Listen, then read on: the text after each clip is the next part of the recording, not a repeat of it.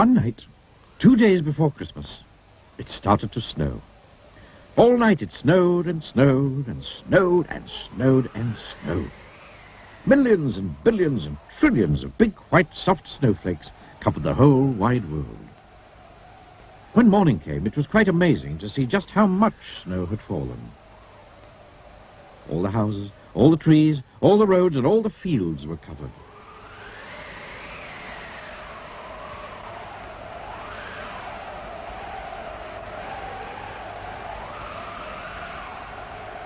It was almost as if a huge white blanket had been gently laid over everything. Everywhere you looked was white. And then the sun came out. And so did the children. They were all dressed up and muffled up, wearing scarves and woolies and gloves and boots so that they wouldn't catch cold. All the children were so excited to see so much snow, which isn't surprising, really, because there was more snow than there'd ever been before. Some of them went on their sledges, racing down the hills.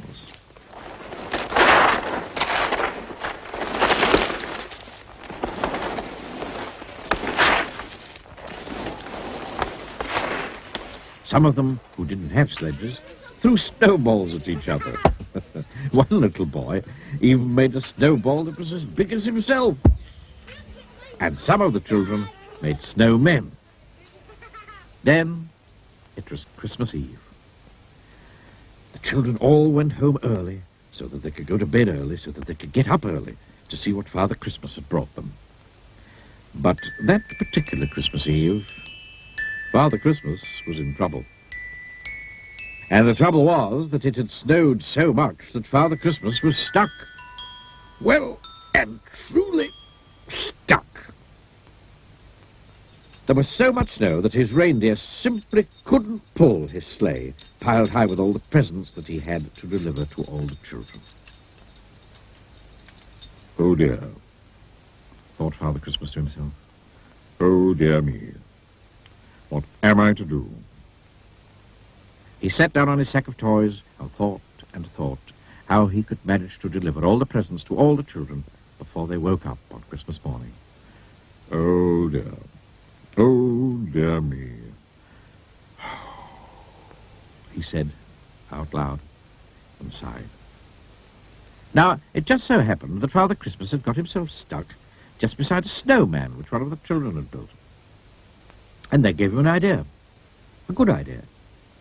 A very good idea. A very good idea indeed. How would you like to help me? He asked the snowman. But of course the snowman didn't answer, because snowmen can't talk, can they? Of course I'll have to use some of my magic to bring him to life, thought Father Christmas to himself. So he tugged his white beard 3 times and muttered some Father Christmassy magic words into it. Suddenly, you might almost say magically, the snowman did come to life. Hello, Father Christmas, said Mr. Snow, which was the snowman's name. You look sort of stuck, if you ask me, which you haven't, but I'll say so anyway. And if you ask me again, I'd say you need a sort of helping hand, if you know what I mean, which you probably do, because that's probably why you brought me to life, which you certainly did. So can I be of any assistance? Mr. Snow, as you might have gathered, was a rather talkative sort of snowman. Exactly, beamed Father Christmas. Let's get started. And start they did. Mr. Snow gave Father Christmas an enormous push, and off they went.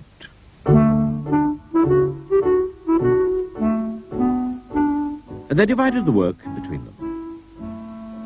It was Mr. Snow's job to see that all the right toys for all the right boys and all the right toys for all the right girls were put into all the right sacks. Father Christmas's job to make sure that he took all the right sacks down all the right chimneys and delivered all the right toys to all the right boys and all the right toys to all the right girls. Mr. Snow and Father Christmas made sure that Susan got her teddy bear.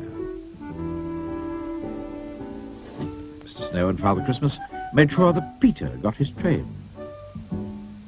Mr. Snow and Father Christmas even made sure that little Jane got her squeaky pink elephant to play with in the bath. And then, all of a sudden, they discovered that between them, they'd finished. Oh, I'd like to thank you very much indeed for helping me deliver all the right toys to all the right boys, said Father Christmas, shaking Mr. Snow by the hand. No, not forgetting all the right toys to all the right girls, replied Mr. Snow, shaking Father Christmas by the hand. And now, I'd better turn you back into a snowman again, said Father Christmas. Thank you again, and goodbye. My pleasure, smiled Mr. Snow. And do you know, from that Christmas to this Christmas, Father Christmas always chooses a snowman to help him. So, if you ever build a snowman, you'd better make sure that you build him properly. Because who knows? He might be Mr. Snow.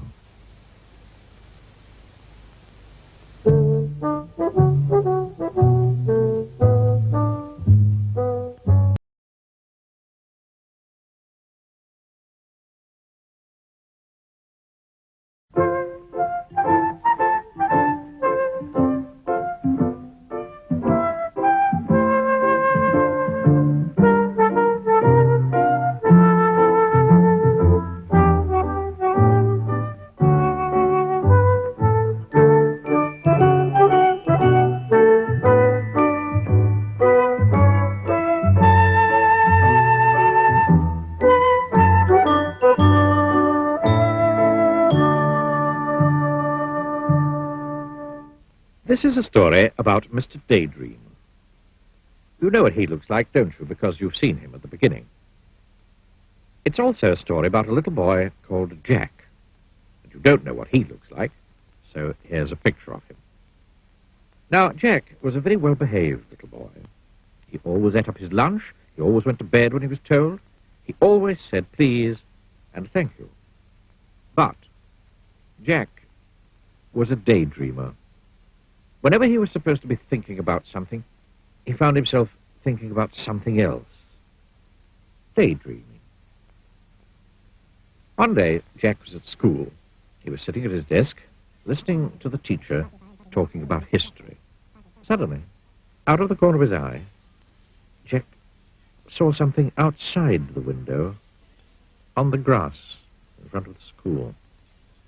It was a small, cloud-shaped something. Jack couldn't believe his eyes. The figure looked at Jack, looking at him, smiled, and waved.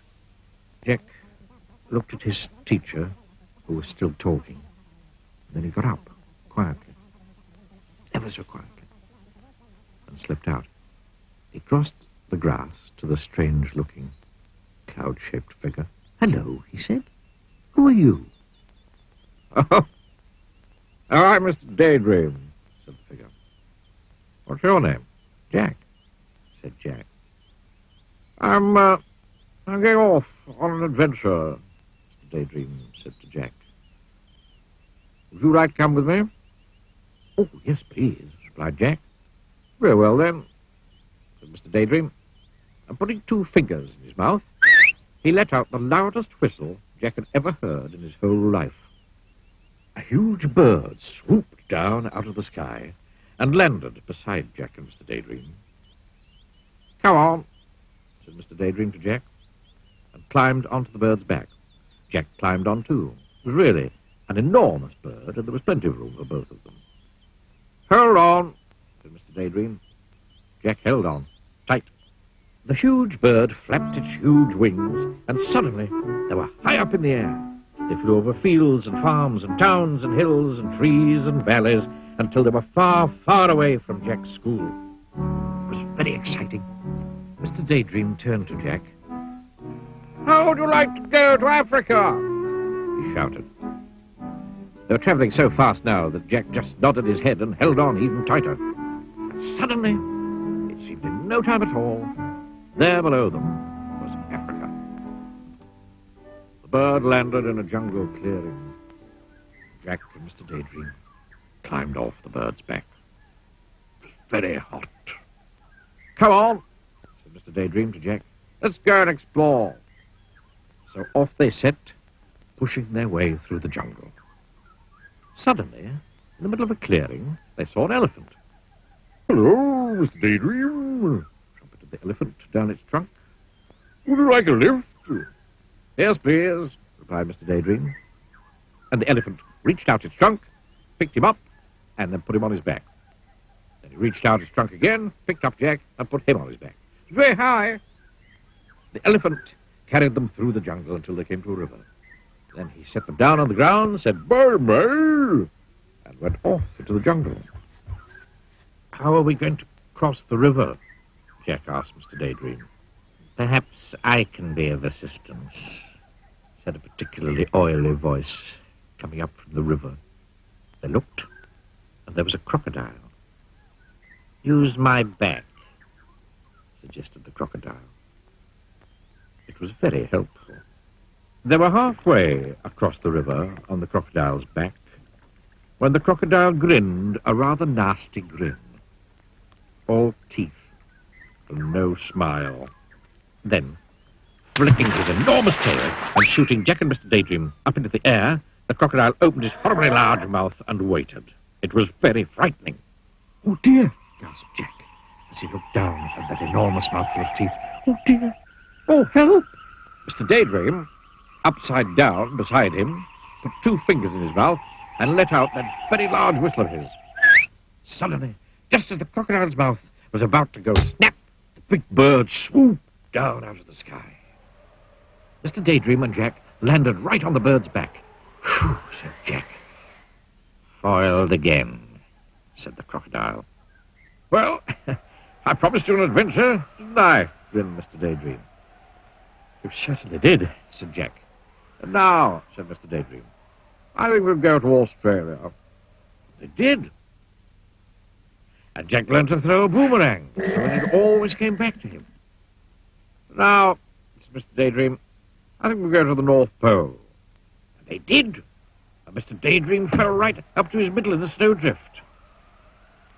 And now, said Mr. Daydream, I think we'll go to the Wild West. And they did. But Mr. Daydream found a huge 10-gallon cowboy hat. The trouble was, when he put it on, he couldn't see out. Jack! He called from underneath the hat. Jack! Jack! Suddenly, Jack realized that it wasn't Mr. Daydream saying his name. It was his teacher. And Jack wasn't in the Wild West. He was sitting at his school desk. Jack, said the teacher again, you've been daydreaming. It was true. He had. Or had he?